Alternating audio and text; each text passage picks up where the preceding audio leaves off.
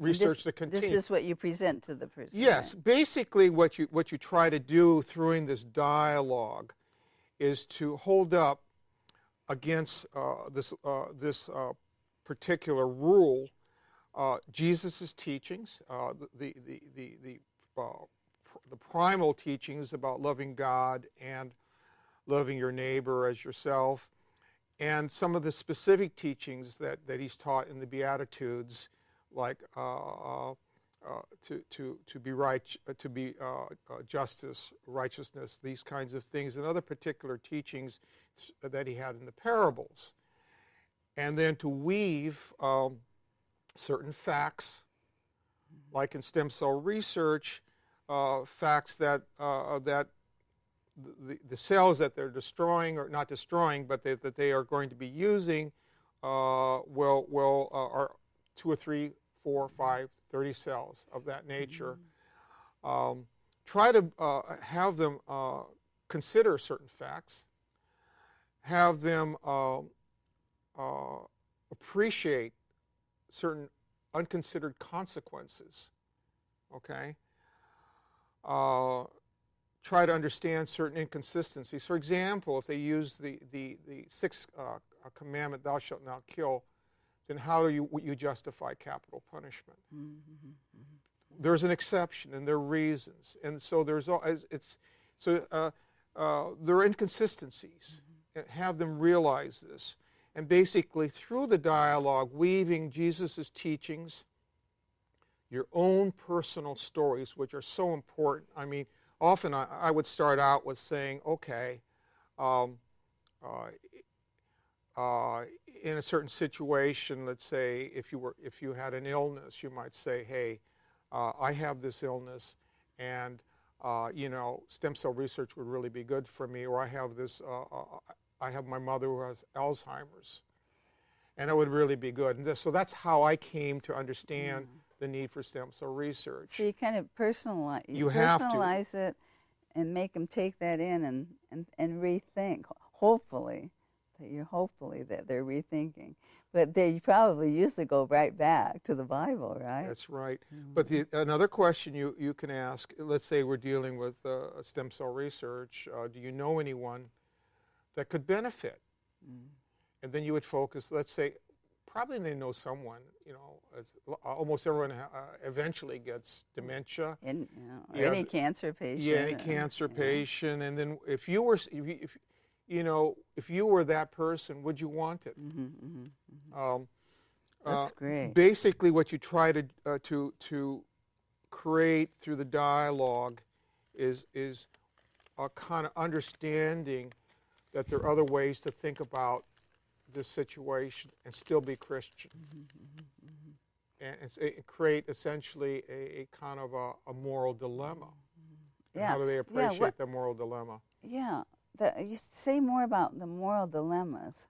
Well, because I mean that's the tough part, right? Yes. It's very interesting.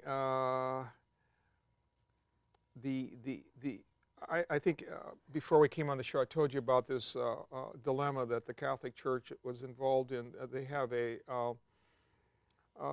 dilemma because they're not for contraceptives.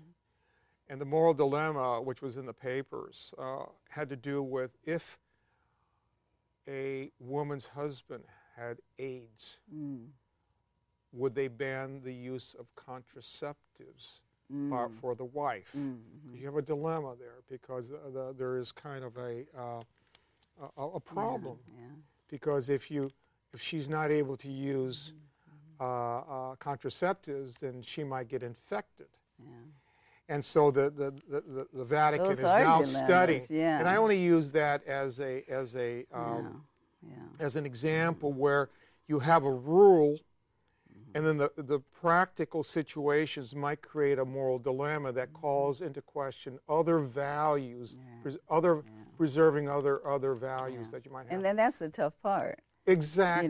It's like the justifications for war. All those kind of things. Life is tough, isn't it? Brings it up. Yeah, there are no easy answers. But now tell me, why do you think that these people are so rigid? why do they hang on? Even if they might have a glimpse that maybe there's another way. Why do you think they hang on so tight? Well, I cover this in one of the chapters, and I quote a lot of people, but like Jim Wallace and Michael Lerner and studies, various psychological studies, but it seems to revolve around a very, very close connection between your beliefs and a cluster of things that I would call identity and meaning in life. That somehow the belief structure is a house of cards, and if you pull a card out, there's a fear that your belief structure crumbles, and then your whole notion of who you are, your identity, your meaning in life, your community, your friends, it all crumbles. Culture, and so there is kind of a need to shore up this house of cards. And so when it's threatened, you are threatened in a very, very fundamental core way. Now, it's very interesting. You know, we think about Jesus' life, and most of us recall the nativity and Jesus' birth, and then a lot of people recall the Easter story, Jesus' death and resurrection. But sometimes we ignore Jesus' teachings, and what we notice that in his teachings and by example, he's always confronted by the Pharisees.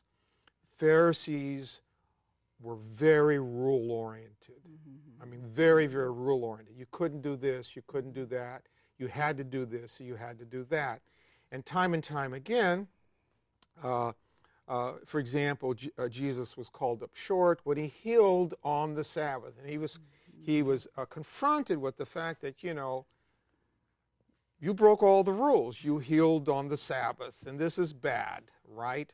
And he said, wrong, because love thy neighbor as thyself. And he said, what is more loving, to let a person suffer on the Sabbath? And they couldn't answer, but they got mad at him, right?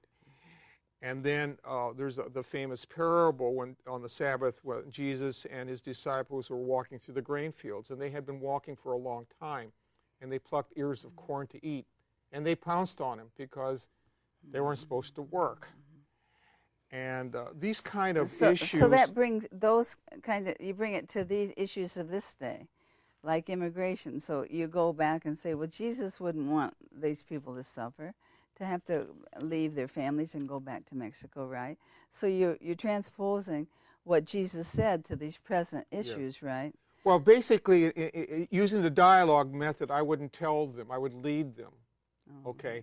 So using the dialogue method, the first thing I would say, using a personal story, I don't know how many people are aware of the fact that around the turn of the century, there was something called the Chinese Exclusion Act. And so reason I would tell the story, it tells my stake. Okay, I got it. It tells my stake in this issue, why I believe, okay, in some kind of immigration reform, because under the Chinese Exclusion Act, Chinese were not allowed to immigrate here.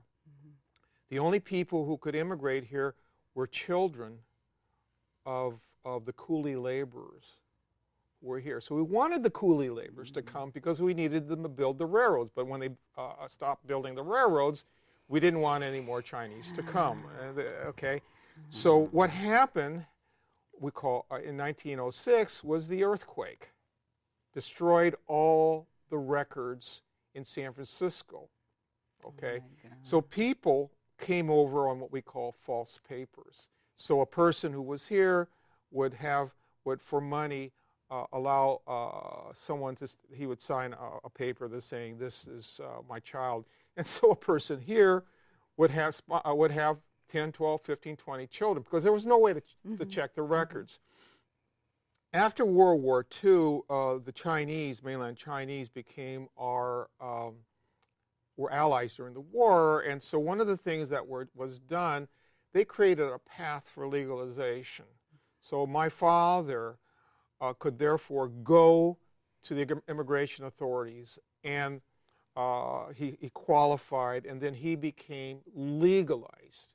Now he came here and had papers, but they were false papers. That makes sense? So he could come out from under sort of this. And so I would say the same thing, and that's why I'm an advocate of we have 11 million undocumented immigrants here. They're here.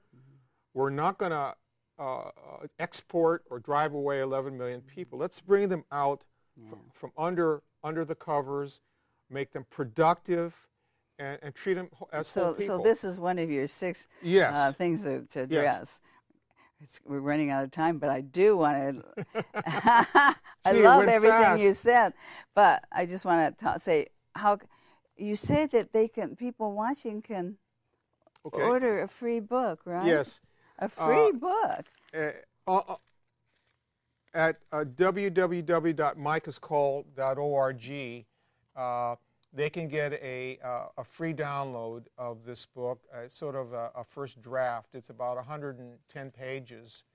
This paperback book it's a second draft, has about 135 pages. You can purchase this by going to reachandteach.com or lulu.com or amazon.com. And the best way would be to search by author, Peter Wong. Yeah, but to think, what a wonderful opportunity. I love this. I'm going to get one for each person in my family. Well, thank you. Although I can speak to my own family, my own children, but my brothers and sisters, oh my gosh. They live in the Bible Belt, and so... Well, first check them out. It's a dialogue, and you do active listening. It's not about winning. I have 6 rules. The first one is, it's not about winning. You're just creating a dialogue. You don't want to come out winning, or you're just trying to have a dialogue. Okay, the second rule is active listening. Okay. Basically, that means repeating back. This is what I think I heard. The third is I messages. Rather than use you messages, which are accusatory, use I message. Listen for underlying primal concerns. I haven't discussed that. It's discussed in the book, but there's might be a psychological issue. Try to establish a common moral framework, and our discussion is Jesus' teachings. But it could be something else if you're talking to someone secular. And then pose a series of thoughtful questions that they can respond. Those are great. Well, they have to look in the book for more information for sure. But you mentioned Micah's Call. We got 60 seconds. www.micahscall.org. Yes. You're the co-founder. I'm one of the co-founders, and it's based on the Old Testament prophet Micah, who said, do justice, love kindness, and walk humbly with God. So it's basically justice, kindness. Another word for kindness is compassion for others, and be humble, not arrogant. It's a great website. I call it the Craigslist for do-gooders. It's all about peace and justice. So I know you're one of the founders, and so I hope everybody goes checks that out too, right? And that's where they can get the free download. Essentially, go to the home page and scroll down to the bottom, and you can click on the book. Okay. Well, Peter Wong, thank you so much Jean, for coming. having me here. This is a wonderful gift to the world, and I hope that we can have more dialogue with the Christian right. Thank you very much for joining us. See you soon. Tune in again to Spirit Talk with Jean. That's me. Thank you.